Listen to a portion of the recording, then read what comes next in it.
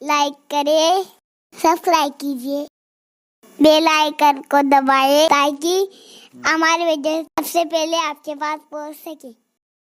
کیا وہ اتنا مشہور سا واقعہ لوگ اپنی نظروں سے بھول گئے کہ جب اللہ تبارک و تعالیٰ کے کلیم حضرت موسیٰ علیہ السلام پار لگے دریا کے، تو ایک قوم کو لوگوں نے پوجا کرتے دیکھا بتوں کی، تو موسیٰ کی قوم نے کہا کہ ہمیں بھی ایسے کوئی خدا بنا دے تاکہ ہم اس کی پوجا کریں، دیکھ کر، بن دیکھے کرتے ہیں نا اللہ کی عبادت، دیکھ کر کریں۔ حضرت موسیٰ علیہ السلام نے ڈانٹا، بدبختو کیا بک رہے ہو، خدا بنایا تھوڑی جاتا ہے، خدا تو سب کو بناتا ہے، خدا بنائے نہیں جاتے، خدا سب کو بناتا ہے، وہ وحدہ لا شریک ہے۔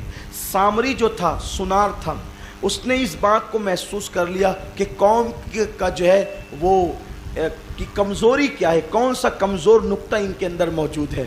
حضرت موسیٰ توریت لانے گئے، انہوں نے سب کے زیورات جمع کر کے بچڑا بنایا، اور وہ جبریل علیہ السلام کے گھوڑے کے پیروں کے نیچے کی مٹی اٹھا کے اس کے منہ میں ڈال دیا، وہ بچڑا اچھلنے کودنے لگا، قوم اسی کی پوجا کرنے لگی۔ مین مجرم کون تھا؟ مین مجرم کون تھا؟ سامری تھا، جس نے بچڑا بنایا تھا، لیکن جب اللہ کا عذاب آیا سب پر آیا، سامری پر نہیں آیا۔ سب ہلاک ہو گئے، سامری ہلاک نہیں ہوا۔ حضرت موسیٰ علیہ السلام نے عرض کی اللہ کی بارگاہ میں، شکایت ہوئی آپ کو، اللہ یہی تو سب سے بڑا مجرم ہے، اور آج کے دور کے حساب سے یوں کہہ لیں ماسٹر مائنڈ تو یہی ہے نا، جو ماسٹر مائنڈ ہوتا ہے اس کو بڑی سزا ملتی ہے، یہی تو ماسٹر مائنڈ ہے، اس کو عذاب نہیں ہوتا ہے اور سب کو عذاب ہوا۔ ارشاد ہوا موسیٰ ضرور دیتے عذاب، لیکن اس کی ایک خوبی ہے کافر، لیکن خوبی اس کی یہ ہے کہ یہ میری راہ میں خرچہ کرتا ہے، میری راہ میں خرچ، کافر ہو کر میری راہ میں دیتا ہے، لوگوں پہ خرچ کرتا ہے، اپنی دولت لٹاتا ہے، بس اسی سخاوت کی وجہ سے ہم نے اس کو عذاب نازل نہیں کیا۔ دیکھو کافر ہو کر اگر اللہ کے لیے سخاوت کرے تو وہ دنیا میں اللہ کے عذاب سے محفوظ رہے، تو جو مومن ہو کر سخاوت کرے اللہ کی راہ میں، اور پھر سخاوت وہاں دیکھیے، سخاوت تو بہت ساری جگہ ہے، کسی غریب کی جھولی میں ڈال دیا، کسی بیوہ کو دے دیا، کسی کی شادی کروا دی، یہ ساری سخاوتیں بڑی عظیم ہیں، لیکن سخاوت وہاں جسے اللہ کا گھر کہتے ہیں، جسے مسجد کہتے ہیں، مسجد میں سخاوت اللہ کے لیے، اس لیے کہ حضور علیہ السلام کو سب سے زیادہ اگر کوئی چیز پسند ہے تو حضور کو یہ پسند ہے کہ اللہ کے گھر تعمیر کیے جائیں، اللہ کے لیے مسجدیں بنائی جائیں، اللہ کے لیے مسجد بنائی ہے۔ حضور فرماتے ہیں من بنا للہ مسجدا بنا اللہ لہ بیتا فی الجنہ، جو اللہ کے لیے مسجد بناتے ہیں اللہ ان کے لیے جنت میں محل بناتا ہے۔ اب ہم اپنی طاقت کے مطابق بناتے ہیں اور اللہ اپنی شان کے مطابق بناتا ہے، بلکہ حضور علیہ السلام یہاں تک فرماتے ہیں اگر کسی نے چڑیے کے گھونسلے کے برابر بھی اللہ کے لیے مسجد بنائی تو اللہ اس کے لیے جنت میں محل تعمیر فرمائے گا۔ چڑیا کا گھونسلہ کتنا ہوتا ہے، حالانکہ چڑیا کے گھونسلے اتنی مسجد نہیں ہوتی، لیکن حضور نے ترغیب کے لیے، اسی لیے حضور علیہ السلام جب مدینہ منورہ پہنچے تو حضور نے سب سے پہلا کام جو کیا وہ یہ کہ آقا علیہ السلام نے قباء کی بستی میں جو ہے وہ مسجد کی بنیاد رکھی، اور جن لوگوں نے حضور کے ساتھ مسجد کی بنیاد رکھنے میں شرکت کی، اللہ نے ان لوگوں کی قیامت تک کے لیے تعریف قرآن میں نازل فرمائی، اللہ نے ان کا ذکر کیا۔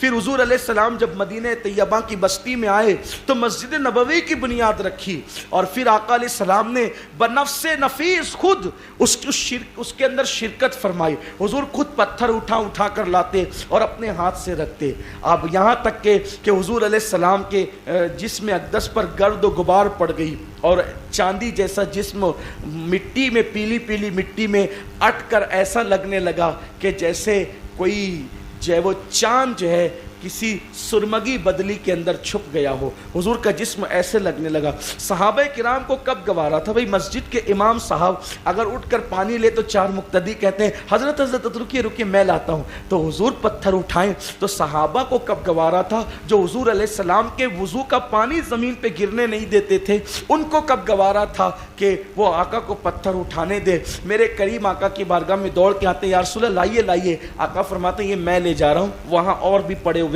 وہ تم اٹھا کر کے لاؤ۔ हुजूर ने किसी के हाथ में दिया नहीं, हुजूर ने खुद उठाया, क्योंकि अल्लाह के हबीब अलैहिस्सलाम जानते थे कि क़यामत तक मस्जिदों की तामीर होगी।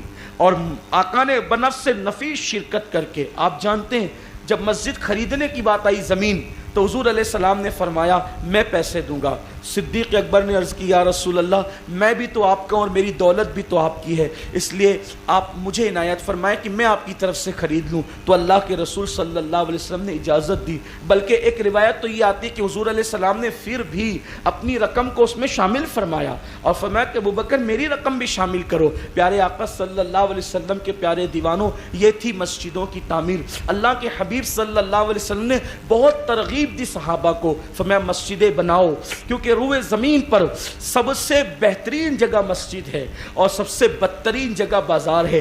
अल्लाह को उससे ज़्यादा खुशी और कब होती है कि जब बंदा अल्लाह के लिए मस्जिद तामीर करता है। और फिर एक ख़ास बात यह है, जो मस्जिद तामीर करते हैं या मस्जिद की तामीर में हिस्सा लेते हैं, तो उनकी कैफियत क्या है। आप देखें, मेरे अंदर पूरी मस्जिद तामीर करने की हैसियत नहीं। एक एग्जाम्पल दे रहा हूँ, मिसाल दे रहा हूँ कि अगर मेरे अंदर हिस्सा तामीर करने की जो है वो हैसियत नहीं, और मेरे अंदर 1 ही रुपया मिलाने की हैसियत है, और वो 1 रुपया अगर मैं मिला दूँ तो पूरी मस्जिद जब तक कायम रहेगी और उसमें जितने लोग नमाज पढ़ते रहेंगे उसका सवाब मुझे मिलता रहेगा जब तक वो मस्जिद कायम रहेगी। अब आप मुझे बताएं कि मैं जुमा की नमाज कितनी बार पढ़ सकता हूँ। आप सब थोड़ा सा गौर करें, अगर मैं जुमा पढ़ने का पाबंद हूँ तो मैं कितनी बार पढ़ सकता हूँ। सिर्फ 1 बार। दूसरी बार जुमा पढ़ सकता हूँ? नहीं पढ़ सकता हूँ।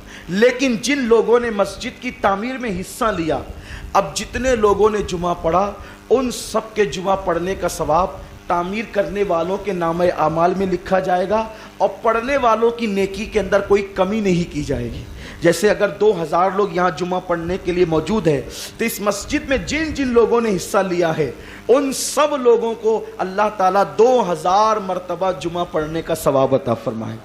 वो अल्लाह से कहेंगे अल्लाह मैंने तो जो है वो शव्वाल की 29 तारीख को 1 ही जुमा पढ़ा था, लेकिन मेरे नेकियों के दफ्तर में तो 2000 लिखा है। अल्लाह की रहमत मुस्कुरा के कहेगी बंदा तूने वो मस्जिद की तामीर में हिस्सा लिया था, इसलिए उन सब के जुमा पढ़ने के बराबर हमने तुम्हें उसका अजर अता फरमाया। अब ये तो जुमा हुआ 1 जुमा। इस तरह ये जुमा कब तक पढ़े जाएंगे? फिर 5 वक्ता, फिर इसमें जो जलसे होंगे, जो प्रोग्रामात होंगे, जो नेकियां होगी, वो सब उन लोगों के खाते में जिन लोगों ने जो है वो मस्जिद की तामीर में हिस्सा लिया था। सैयदना सिद्दीक़ अकबर का मर्तबा सब सहाबा में अफजल क्यों है?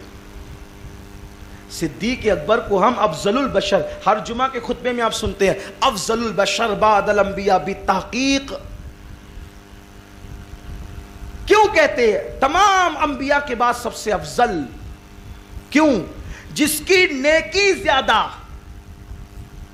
वो सबसे अफजल। सहाबा में भी जिसकी नेकी ज्यादा वो सबसे अफजल। सिद्दीक़ अकबर की नेकी ज्यादा क्यों?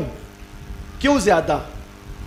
मस्जिद नबी खरीदने की बात आई तो पैसा दिया और हुजूर ने मना किया तो कहा कि मैं भी तो आपका हूं। देने के लिए देखो किस तरीके से, और बाकी की बात भी थी। तबूक के दिन आए तो क्या किया? पूरा असासा ला करके हुजूर की बारगाह में पेश कर दिया। जितना खर्च सिद्दीक़ अकबर ने किया है सहाबा में उतना किसी ने नहीं किया है, और खवातीन में जितना खर्च अम्मा खदीजा ने किया है उतना किसी ने नहीं किया, किसी ने नहीं किया है। आप गौर फरमाएं, इसीलिए उम्मुल मोमिनीन को जो मर्तबा हासिल है उम्महातुल मोमिनीन के अंदर, वो किसी उम्मुल मोमिनीन को हासिल नहीं। हुजूर बादे विसाल भी उनको याद करते थे। सिद्दीक़ अकबर को जो मर्तबा हासिल है क्योंकि उन्होंने खर्च, नमाजी तो सभी सहाबा थे, लेकिन अल्लाह ताला खर्च करने का मौका किसी किसी को देता है। हज़रत बिलाल की तमन्ना नहीं थी कि मैं खर्च करूं, लेकिन था ही नहीं तो क्या देते। हज़रत अबू हुरैरा की तमन्ना नहीं थी कि मैं खर्च करूं, था ही नहीं तो क्या देते। इससे पता चला कि अल्लाह किसी को देने वाला बनाए, मतलब ये है कि ये उसकी बहुत बड़ी खुशनसीबी है। अल्लाह उसको कुछ मर्तबे अता करना चाहता है, इसलिए अल्लाह ताला उसको देने वाला बनाता है। तो अल्लाह रब्बुल इज़्ज़त की राह में देना उसको बहुत पसंद है। और फिर वो भी मस्जिद। हम ज़िंदगी भर अगर अल्लाह 60 साल की उम्र अता करे तो 80,000 से ज़्यादा नमाजें नहीं पढ़ सकते। 80-90 ہزار سے زیادہ نماز ہم پوری زندگی میں بہت پابندی سے پڑھی تو 80-90 ہزار سے زیادہ نمازیں نہیں پڑھ سکتے، لیکن اگر مسجدوں کے اندر، اہل حق کی مسجدوں کے اندر ہم نے حصہ لے لیا، مسجد کی تعمیر میں ہم آگے بڑھ گئے، تو 10-5 مساجد کے اندر حصہ لے کر تعمیر میں ہم آگے بڑھ گئے، تو انشاءاللہ کئی لاکھ نمازوں کا ثواب اپنے نام اعمال میں ہوگا۔ لیکن یہ کام صرف لوجہ اللہ کے لیے ہونا چاہیے۔ کمنٹ شیئر ضرور کریے۔